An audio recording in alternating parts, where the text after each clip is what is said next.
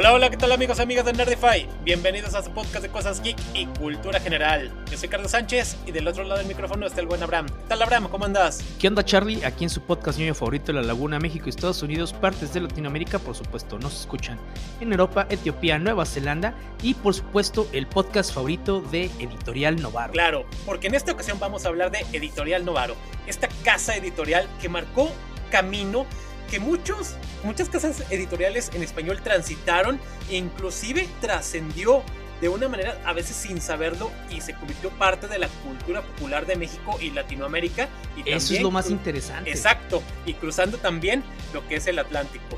Además de que, pues por todo esto marcó importancia, trascendencia. Así que Editorial Novaro es tu turno. Claro, Editorial Novaro es una de las...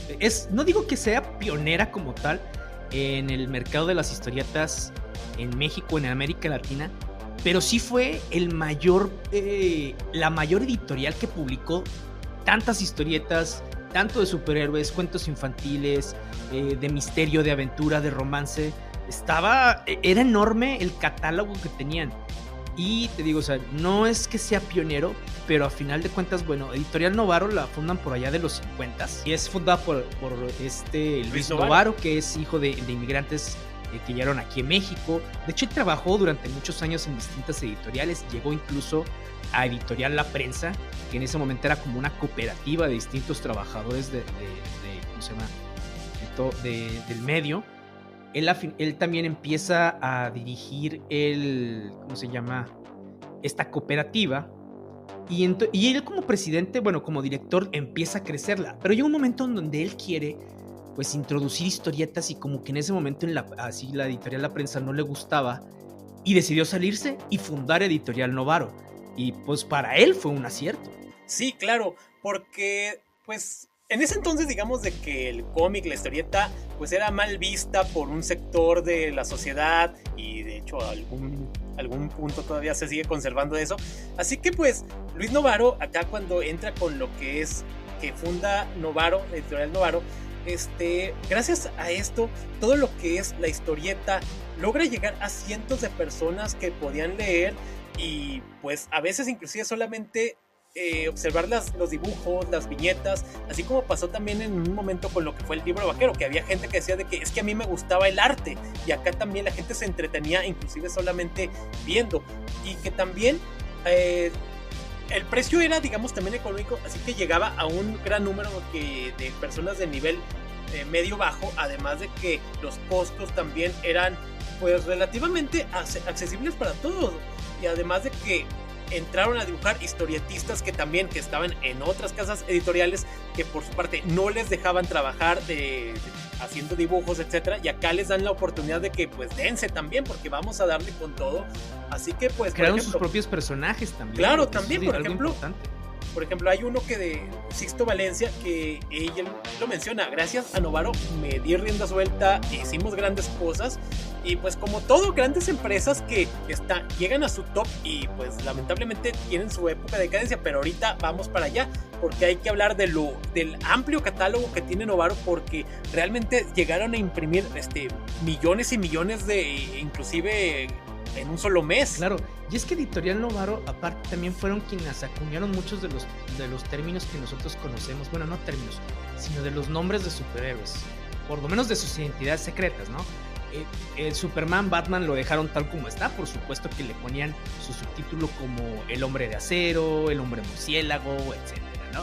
Pues tenemos a la Mujer Maravilla, Linterna Verde, Flash lo dejaron como está, hasta donde yo sé, Flecha Verde, pero hubo nombres que todavía en el imaginario colectivo decimos. De hecho, gente de nuestra generación es muy complicado que le sigan diciendo Joker al Guasón, güey. O sea, para mí es el Guasón, y gracias a Editorial Novaro y todo eso que se fue quedando de las demás editoriales.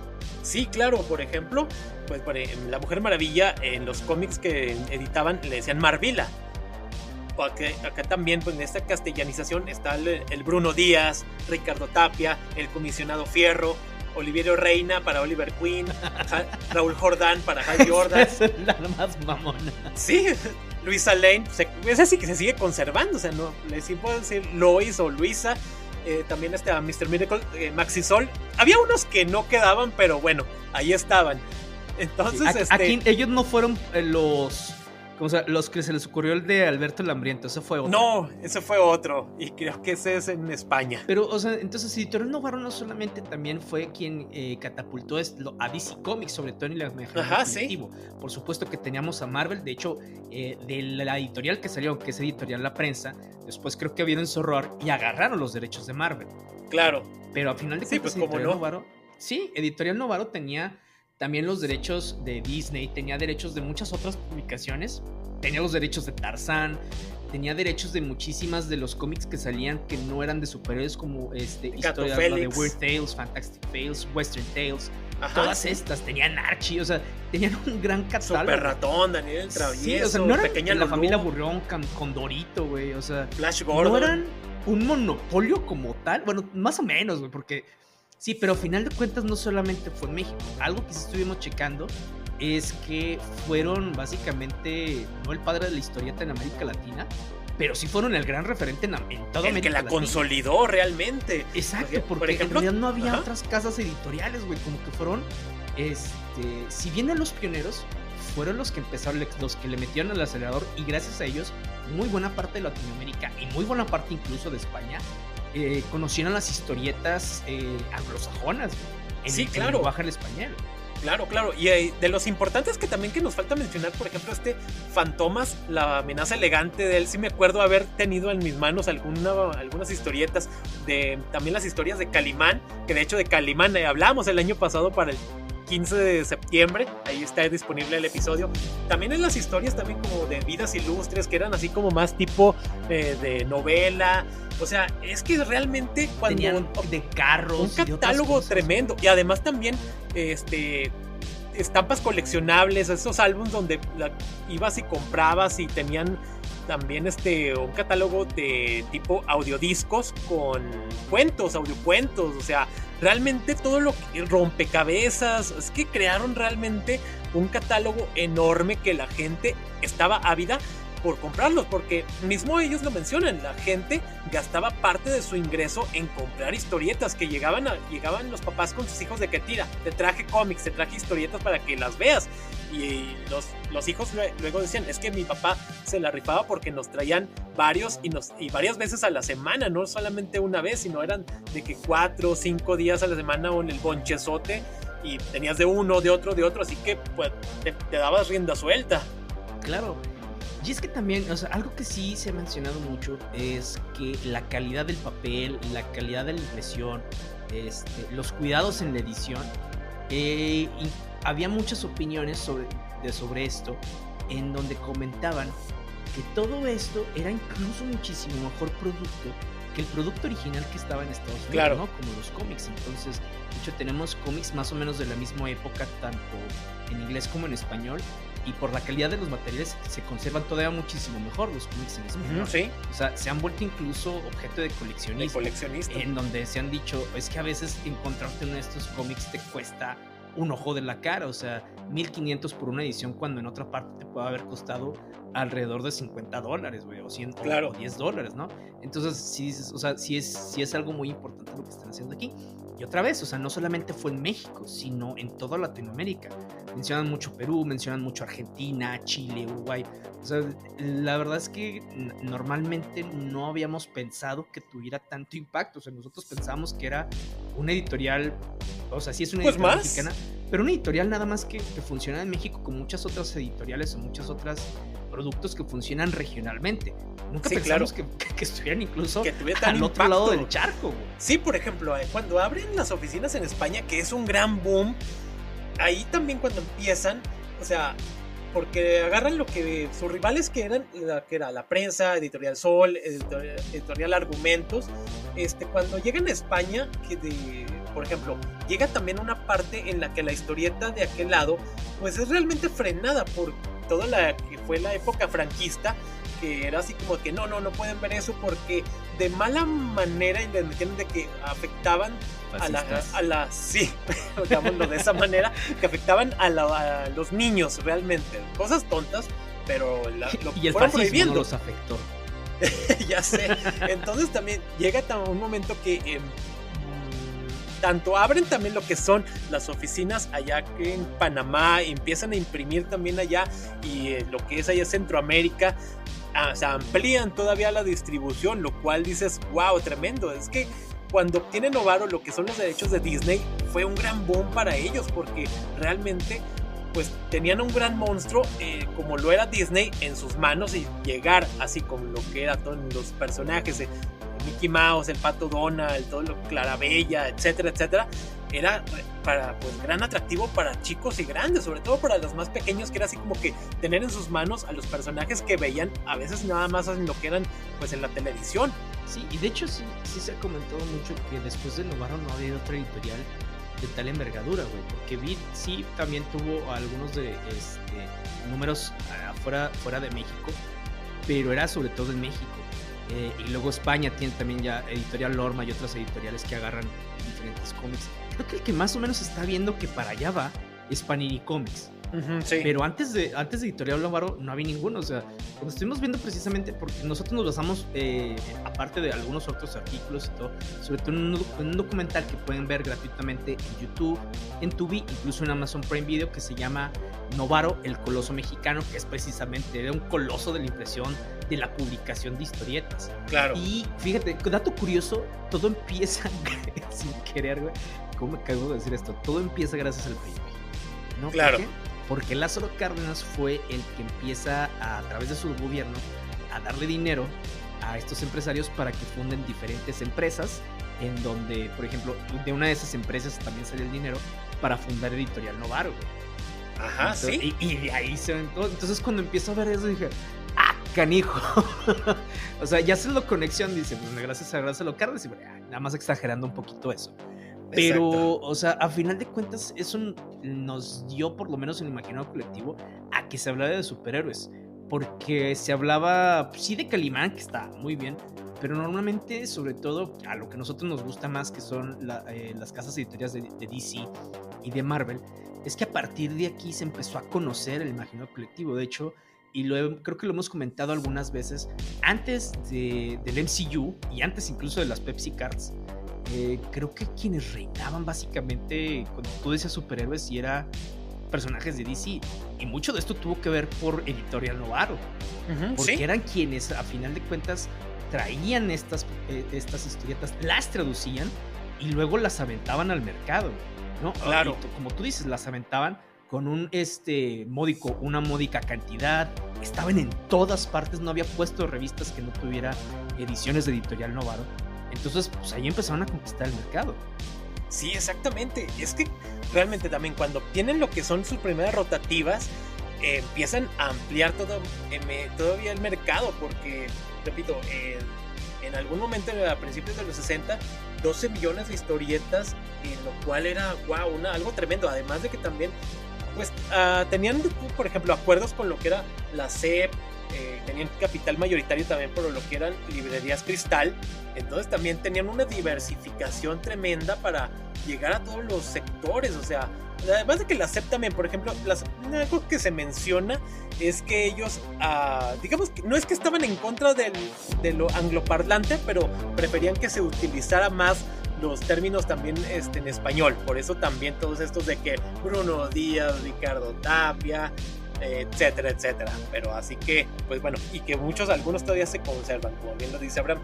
Entonces sí, Novaro, que realmente pues... Eso que estás mencionando, ¿sí? La Secretaría de Educación Pública, es que había un organismo regulador que se llamaba Comisión Calificadora de Revistas y Publicaciones Ilustradas. Pues básicamente era el consejo, pero pues quienes emitían estas traducciones al Consejo Editorial Novaro, pues básicamente se hacía ley, güey. Sí. O sea, bueno, no ley, va, pero casi reglamentación o norma. Claro.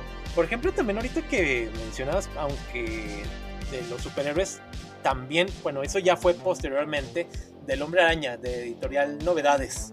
Muy popular también en los 80s y parte de los 90s, que tenían su numeración toda por ningún lado, pero ahí estaba. Fíjate, algo, no sé si vanguardista, estaba leyendo. Es que, bueno, esta comisión de lo que estamos platicando de la serie, porque si bien ustedes ven los diálogos incluso la letra que utilizan en Editorial Novaro en los textos, sí, es muy, muy diferente a lo que nosotros conocemos como la letra de los cómics, ¿no? Comic Sans o sus variantes. Entonces, esta letra, básicamente, como un tipo de máquina de escribir, se podría llamar que es como un tipo de sans serif, este tipo de letra. Era una letra que mandaba precisamente la Secretaría de Educación Pública que se imprimieran estos, y esto por no dañar la vista de los lectores, güey. A lo cual yo digo que es vanguardista porque mucho de lo que están haciendo, incluso algunas de las editoriales, incluso y sobre todo quienes publican, bueno, quienes son los que venden los diferentes libros electrónicos a través de diferentes medios, han empezado, por ejemplo, Amazon es uno de ellos, Google es otro, han empezado a hacer investigaciones para crear tipografías que no dañan la vista del lector y que aparte les sea más fácil leer, güey. Entonces, todavía hasta eso andaban más adelantados, güey. Entonces, ándale, yo cuando vas viendo eso y que lo vas contrastando con lo que ahorita, dices, canijo, esos cuates ya andaban más adelante. Y nosotros ni cuenta. Sí, la letra igual y estéticamente dices, guácala. Ajá, sí. Pero sí tiene una funcionalidad. Exactamente, sí, tenía una función, lo cual dices, guau, pues qué bien. Entonces, pues sí, o sea, todo el monstruo que estaba creando Luis Novaro, que también posteriormente, unos años después, funda lo que es Ediciones Litúrgicas, Editora Cultural y Educativa, Editorial El Eje, pues sigue creando y creando más sellos, y también lo que es el sello, el logotipo de Editorial Novaro se fue evolucionando con el paso de los años.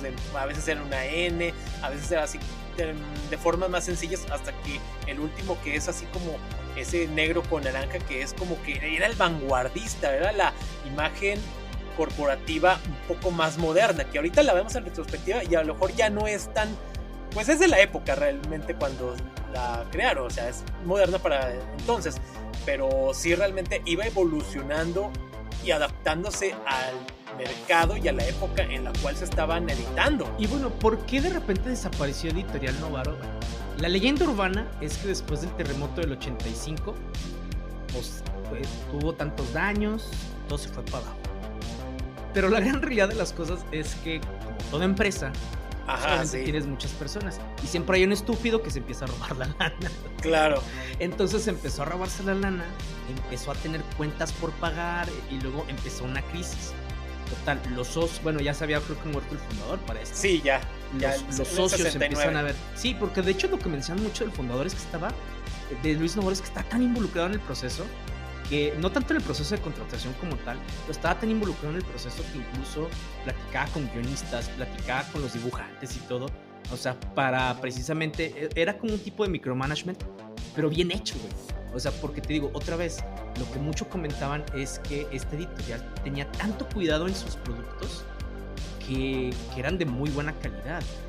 Y que comentaban que en vez de que tú entrabas precisamente a la fábrica y que en vez de que se viera como si fuera cualquier otra editorialito, dice que parecía oficina burocrática, en donde tenían procesos, en donde tenían todo. Entonces, a mí que me encanta ese tema de los procesos, me hizo clic, ¿no? Porque al final de cuentas digo, es que por eso creció la empresa, porque supieron hacer su producto bien, supieron cuidar los detalles. Pues se muere el dueño, quedan los hijos, que tampoco era como que eran malos ahí, pero dejan a un baboso, ese baboso se roba la lana, empieza a quitar fondos, la cultura de la empresa también interna se va para abajo, en donde ya no están tan involucrados los trabajadores. Entonces pues también dicen, pues si la empresa me enfrega a mí, pues yo también. Entonces empieza toda esta debacle. Después los socios tratan de como que salvar el tema, contratan a un americano que estaba en Brasil. Este cuate empieza a reducir costos y en vez de que se vaya para arriba, se va para abajo todavía más. Hasta que dicen, ya no podemos pagar las deudas, sí, andamos quebrados. O sea, a los trabajadores que los estaban liquidando con toneladas de revistas, pues para que ellos las vendieran, o a ver qué. Entonces, inmobiliario. Sí, ándale, todos. Pues es que ya no tenemos cómo. Y ellos mencionan que a partir más o menos como de agosto ya no habían impreso nada más. Y que siguieron, entre comillas, operaciones, pero ya no había trabajo hasta diciembre. En diciembre, el 12 de diciembre, tienen una misa como parte de los festejos de la Virgen de Guadalupe. Se quedan precisamente en la misa, terminan la misa, se van todos, se cierra la fábrica y se acabó de editorial. Adiós. Ándale, entonces, exactamente. Y no hubo así como que tanta fanfarria de, oye, Iván, ya no vamos a estar. Nada más dicen, un día las revistas dejaron de llegar, güey, y nosotros no sabíamos qué pedo. Hablábamos por teléfono y nadie nos contestaba. Entonces, ¿Sí? pues así quedó. Sí, los hijos empezaron después otra reimpresión de Editorial Novaro, pero ya eran otras cosas, ya no era Editorial Novaro como en sus orígenes, y muchos de los, por ejemplo, por lo menos creo que lo de Archie y lo de DC Comics, los derechos los compró Vid, que ya después también hablaremos de Vid en algún momento de la vida, Sí. porque esa sí fue la que nos tocó a nosotros comprar. Más tangible para nosotros. Exactamente. Entonces, Sí, exacto. Pero sí, o sea, se acabó un día por un idiota, güey. Ándale, sí, es que también algo que mencionan es de que todo lo material que imprimían, digamos, de que X revistas, 5,000 números, terminaban también vendiendo solamente 500. Y todo eso terminaba embodegado, terminaba ahí nada más guardado. También, Por no investigar su mercado bien, güey. Claro, exacto. También, por ejemplo, al ir perdiendo fondos, al ir perdiendo tanto dinero, también fueron perdiendo algunos derechos de personajes, de algunas pues números, así que pues iban reduciendo todavía lo que tenían, así que pues quítale números, quítale segmentación a todo esto y pues se sigue yendo todavía más para abajo. Y pues mal rollo. Algo que también de las partes curiosas es de que el último número que publicaron fue uno de Superman, 1537, que irónicamente dice continuará, y cosa que nunca ocurrió, así que se vuelve un número de colección pues tremendo. Y como bien dices, ahorita todo lo que es de Novaro pues tiene un gran número, además de que todo lo que con lo que fueron liquidando a los trabajadores llegó al mercado, y esto aumentó de valor de manera brutal, así que el mercado también se desfasó, o sea, tuvo pues una gran problemática de todo esto con lo que había disponible en el mercado y lo que llegó pues Novaro a los que estaban revendiendo.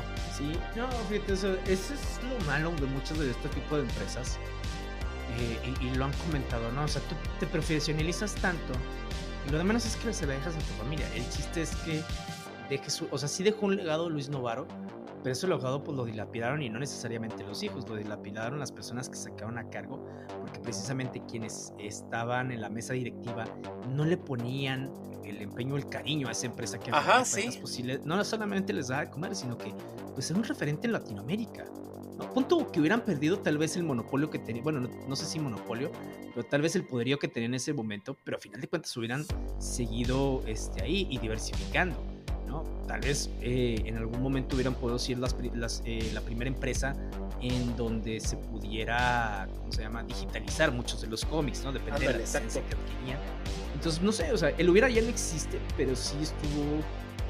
es muy triste que este tipo de empresas se vaya a la quiebra por este tipo de situaciones. Por malos manejos también. Y además de que también mucho del material que tenían terminó en la trituradora. Ya mucho material impreso terminó en la basura prácticamente. Sí, ahí se perdieron muchísimos números, y como se perdieron los números, los que están entonces todavía valen más, ¿no? Digo, qué padre para los que se los venden, ¿no? Y para los coleccionistas. Sí, exactamente. No tan padre para la gente normal que quiere comprar uno. Ah, mira, está padre una revista antigua. Ah, son $1,000. Sí, sí, güey, ¿no? Entonces, eso sería un buen regalo para la gente que le encantan los cómics. Sí, para el que sepa realmente. A nuestras parejas. Exactamente. Entonces, a final de cuentas, digo, sí se vuelve de colección. Se vuelve incluso pieza de museo, si quieres, para una parte editorial. Sobre todo, por ejemplo, si estamos en un museo de prensa mexicana o de prensa latinoamericana, de prensa de habla hispana, pues a final de cuentas está ahí. Exacto, sí. Ay, qué ganas de tener un Superman 1537. O un Batman 140. No te creas, creo que era el 500 y algo, donde está The Joker's Fight Web Revenge. Ándale, sí, que no sé cuál es. Sí, porque de hecho sí estaba mencionando, creo que precisamente el traductor de en Estados Unidos lo encuentras, no me acuerdo en cuántos dólares, en México lo encuentras en tantos pesos, todavía más caro. Más caro, sí. Claro que cuando dije la cifra en dólares dije, ay, pues en qué condición lo está encontrando. Sí se me hizo bien barato.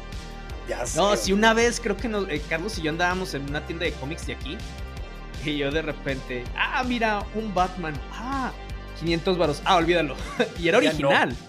Sí, exacto. Era la pieza original. Dije, déjalo, compro. 500 y pico. Siempre no. Ya no. creo que tengo ganas de comer hoy. Exactamente. Exacto. Sí, pues es parte de lo que es Editorial Novaro, que pues nos dio grandes cosas de la cultura popular aquí en Latinoamérica, y que pues lamentablemente pues estas empresas que tienen su punto máximo y que realmente son dilapidadas, qué lástima. Y bueno, luego hablaremos por ejemplo de Editorial Vida en algún momento, y pues cosillas, detallitos que pues realmente a veces no conocíamos, y gracias a este documental pudimos pues ver un poco más de todo lo que es el trasfondo de lo que fue Editorial Novaro y por qué es tan importante en Latinoamérica. Sí, entonces si alguna vez encuentran algo de Editorial Novaro y barato, cómprenlo y luego revéndanlo en internet. O quédenselo, o regálenlo, también se vale. Ándele. Ya sé. Y pues bueno, antes de seguir con las noticias, un mensaje de nuestro patrocinador. Este y todos los episodios de Nerdify han sido grabados en Zencastr, una plataforma web para grabar, editar y publicar tu podcast. Puedes grabar voz y video remotamente. Es tan fácil, muy fácil grabar un podcast con Zencastr. Solamente tienes que iniciar sesión con tu navegador y comienzas a grabar de inmediato un podcast de alta calidad. Grabarás con un sonido con la calidad de estudio y videos de hasta 4K con tus invitados. Siente esa sensación zen al saber que las copias de seguridad multicapa de Zencastr siempre tendrás tus grabaciones con la más alta calidad, incluso si tu conexión de internet es inestable. Y vaya que con esa característica de Zencastr nos ha salvado bastante. Además, el proceso de postproducción de Zencastr te hace sonar muy bien, porque te ayuda a eliminar automáticamente esos y a de la grabación, y también elimina esas pausas incómodas en la conversación. Puedes configurar el volumen y los niveles correctos del podcast mientras reduces el ruido de fondo con solo hacer un clic.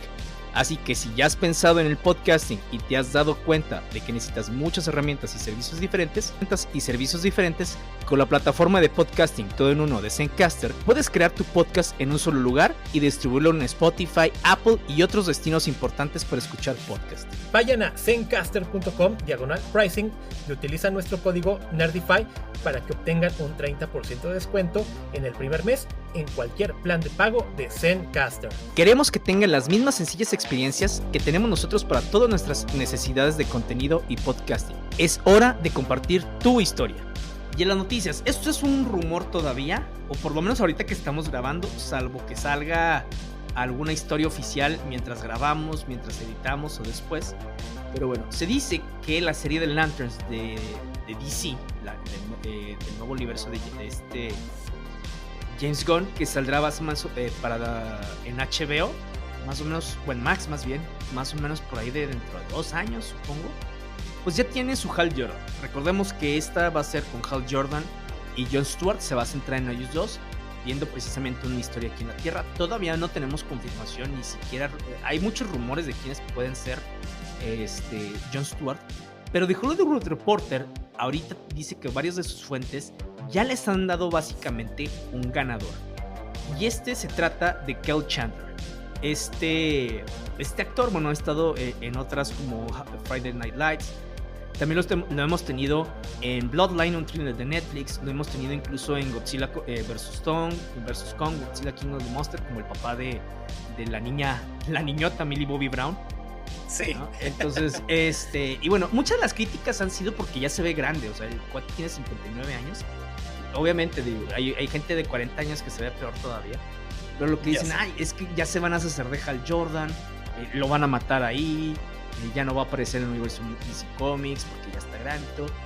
Y se entiende un poco por dónde va el tema. O sea, sí entiendo el que a mí sí yo preferiría ver a Hal Jordan como el Linterna Verde y luego ya todos los demás. Desafortunadamente, pues bueno, o por lo menos para mi preferencia, ¿no? Desafortunadamente, pues vea, el que más, ya sabemos que va a salir Guy Gardner, pero el que más ha tenido relevancia, y gracias a la serie animada de la Liga de la Justicia, es Jon Stewart, que muy probablemente es el que vayan a utilizar como parte de la formación de la Liga de la Justicia. Como un tema de marketing, lo entiendo perfectamente, es una muy buena decisión de marketing. En lo personal, yo prefiero a Hal Jordan, o preferiría ver a Kyle Rayner, que es el primer Linterna Verde mexicano-americano. Eso sí me gustaría ver en pantalla, porque pues al pobre Kyle Rayner también, si a Hal Jordan le gustaba patearlo la vida, pues a Kyle Rayner también También, exacto.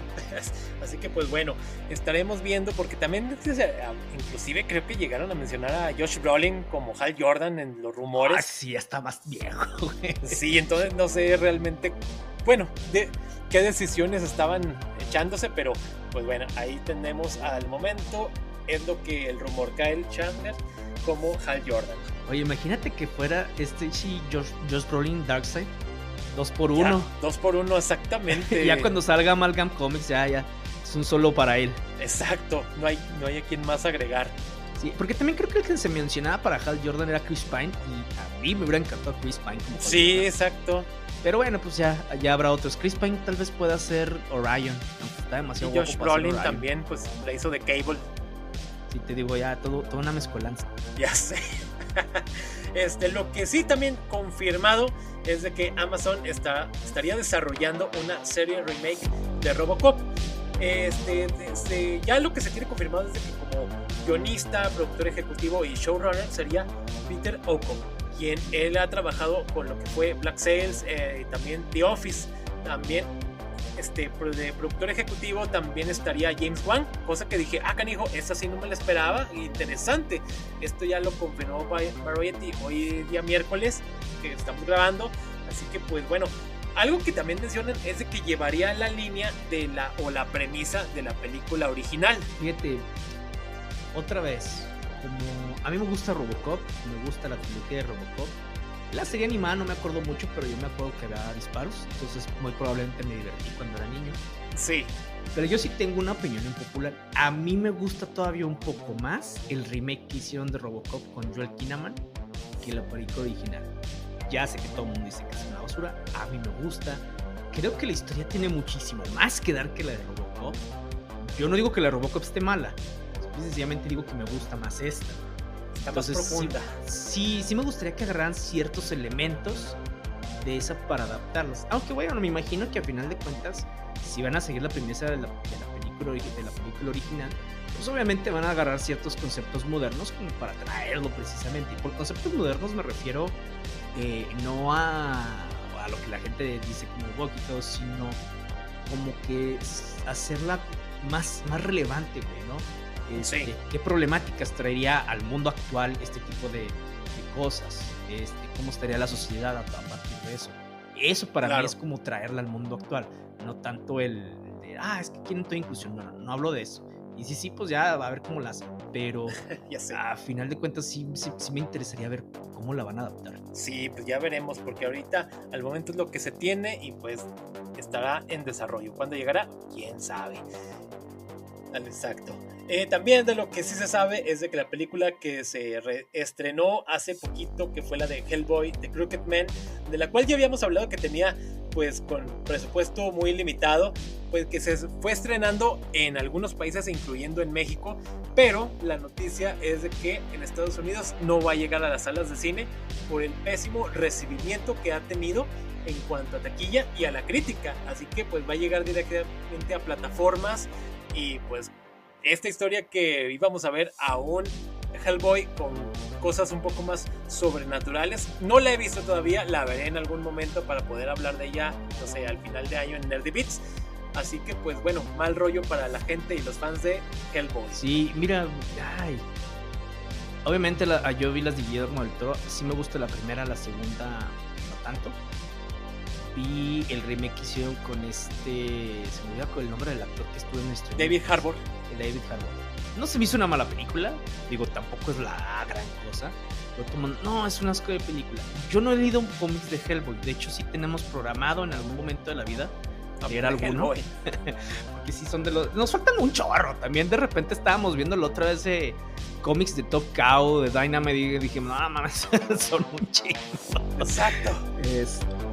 Sí está complicado, pero o sea, yo lo que entiendo o lo que he escuchado es que por lo menos la nueva adaptación sí tiene más cosas del cómic original. De hecho está basado precisamente en una historia del cómic, y que la de Guillermo del Toro no está, o sea, está basada en muchas cosas, pero pues obviamente se toma sus notas. Eso es lo que yo he escuchado, no tengo la menor idea, no sé si es cierto, muy probablemente también sea cierto que a la gente le encanta la nostalgia y que por más que una película esté bien o esté mal o esté mejor adaptada o peor adaptada, siempre vamos a agarrar así como que las películas anteriores. Hace poquito estaba discutiendo no discutiendo, más bien platicando con una colega en donde me decía que no, es que ¿a poco te gusta más el Robert Pattinson que el de Christian Bale, el de Nolan? Y yo, pues es que no es que me guste más, es que los dos son diferentes, en contextos diferentes, agarrándolo de su Bruce Wayne diferente, y yo así lo logro compartimentalizar, porque si vamos al peor Batman, pues el peor incluso sí es el de Tim Burton. Está mejor adaptado para lo que está el de Val Kilmer, incluso el de George Clooney, que el del mismo Tim Burton. Claro. Entonces, o sea, para mí, pero por todas las disfruto por igual. O sea, para mí no hay película de Batman mala. Puede que unas disfrute menos que otras, puede que unas me vuelva a la cabeza más que otras. Lo mismo va a pasar con Hellboy, ¿no? O sea, yo no he visto tampoco igual que Carlos en algún momento de la vida la veré, muy probablemente este año. Pero sí me gusta, a mí me han gustado bien las de Hellboy. No tengo ninguna favorita.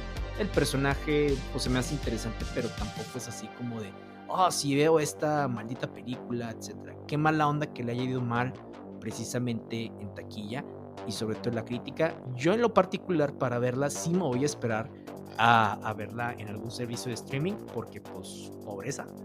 Y además tenemos que ver otras películas en el cine, que también ya el maldito cine cuesta más. Disney y Lucasfilm estarían trabajando en un proyecto live action de Star Wars basado en lo que es la historia de Cal Kestis, quien está basado en el Cameron Monaghan. Literalmente agarraron al actor para que fuera el personaje de Cal Kestis, Jedi que aparece en los juegos de Fallen Order y Jedi Survivor, que son muy buenos y que a la gente realmente les ha gustado mucho la historia de un Jedi que está, pues es sobreviviente de la Orden 66 y que está súper overpowered, además de que no tiene realmente pues mucha complacencia contra lo que son los Stormtroopers. Sí, fíjate, ese es uno de los personajes que sí me gustaría que adaptaran, sobre todo los videojuegos. Creo que sería el primer, o no, nada, no te creas, no tengo idea. No sé si sería el primer personaje que salta del videojuego a la pantalla grande o una adaptación live action de Star Wars. De otros, muy probablemente los haya, pero es raro que de un medio salte al canon. Exacto. Le ha pasado a Harley Quinn, que salió básicamente de una adaptación y luego ya regresó al canon, y ahorita ya es como que más popular que incluso, bueno, no siempre, pero sí es muy popular, más que incluso otros villanos. Pero aquí sí estaría interesante, y sobre todo pues ya Cameron Monaghan ya anda, pues ya está grande el compadre. Sí, ya sé. Ya puede actuar. Ándale, exacto. También, bueno, de lo que sí ya está confirmado, volviendo a lo que es al nuevo DCU, Matthias Schoenaerts, que sería el villano de la película de Supergirl, Woman of Tomorrow. No se ha revelado exactamente qué personaje va a ser, pero todo indica que sería Creme de la Colina Amarilla. De esta historia de Superchica ya hablamos el año pasado, ahí está disponible, una historia bastante interesante con Vilky Evelis, esta chica brasileña que hizo un gran trabajo. Sí, los colores, güey. Sí, está muy bien todo lo que se hizo. Entonces, pues vayan a leerla o escucharla en dado caso el episodio, que esta historia se la recomendamos bastante, y si pueden consíganla, está a un precio pues accesible. Sí, digo, accesible para lo que venden. Ya sé, mínimo 400 pesos. Sí, ya sé. Ay, esas veces cuando a mí 150 se me hacían mucho por un cómic. Ahorita estaría en la gloria, güey. Ándale, exacto.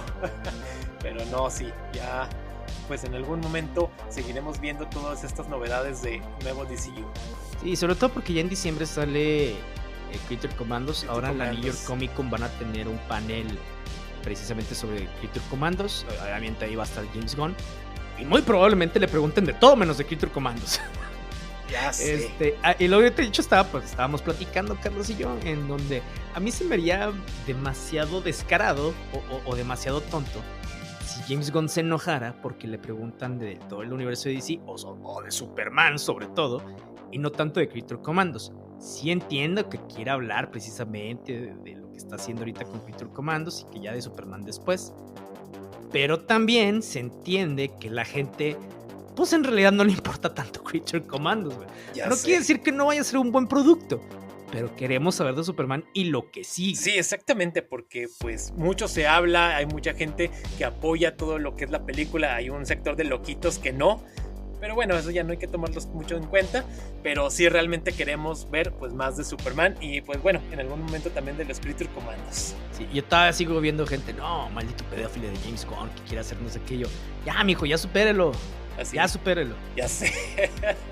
Ay, qué cosas, gente loquita. Y pues bueno, eso ha sido todo de nuestra parte. Esperemos que les haya gustado el capítulo. No se olviden que sacamos episodio cada semana, que nos pueden encontrar en redes sociales, Facebook, Threads, TikTok, Instagram. Y recuerden, el suceso más asombroso en la vida de Superman ocurre por el retorno del planeta Krypton.